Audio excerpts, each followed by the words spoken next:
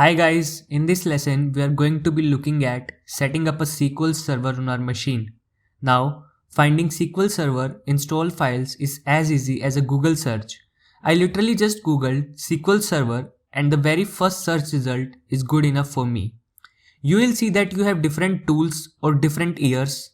So based on your machine, you may want to choose a version that is in keeping with the specifications of your machine. But at this point, I am going to install the latest version, which is 2019. So just by clicking that link, it will bring me to the download for SQL Server 2019, and then I have a few options. You can install one on Windows, Linux or Docker containers.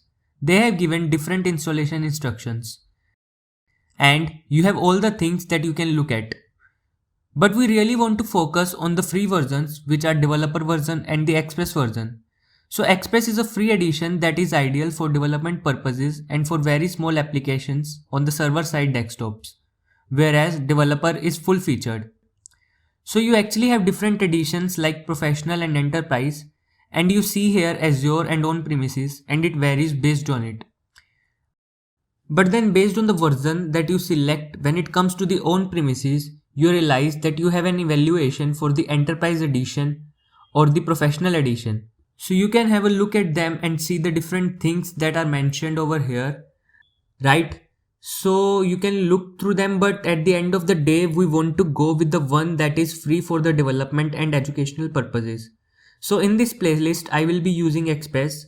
That being said, everything I am about to do in Express is also available in the developer edition. However, the developer has a lot more that is available, and just because I don't know what everybody's machine capabilities are, we can start off with Express. So when you click download, now you will get an installer file which you can launch immediately, and you may get prompted by your machine like I just did. And this is what that installation looks like. So you have basic, custom and download.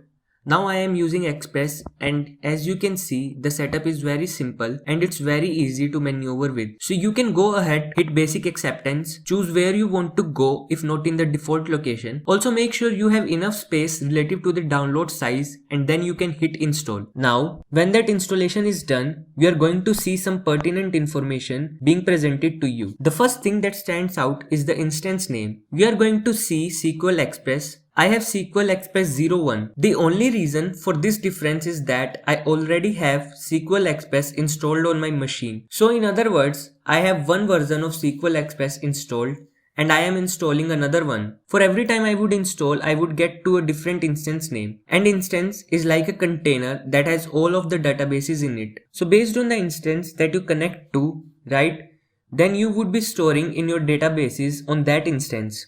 You don't need to install multiple.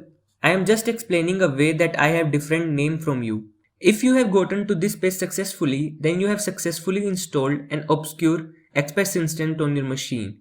No need to worry. They also let you know that the administrators would be a machine name / your username and the engine and everything, and some sort of connection strings and some other bits of data that you don't have to worry about, right? Now, the next major step would be to install the SSM systems, which is SQL Server Management System. So this is the user interface that would allow you to administrate your instance, set up your databases, your tables and everything. So you can go ahead and hit that, which will launch a new window in whatever browser is your default browser. And then you can just download that version that is available to you.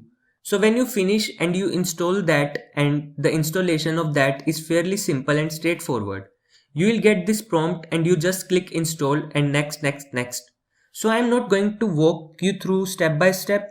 It's fairly straightforward and you should not encounter any major issues.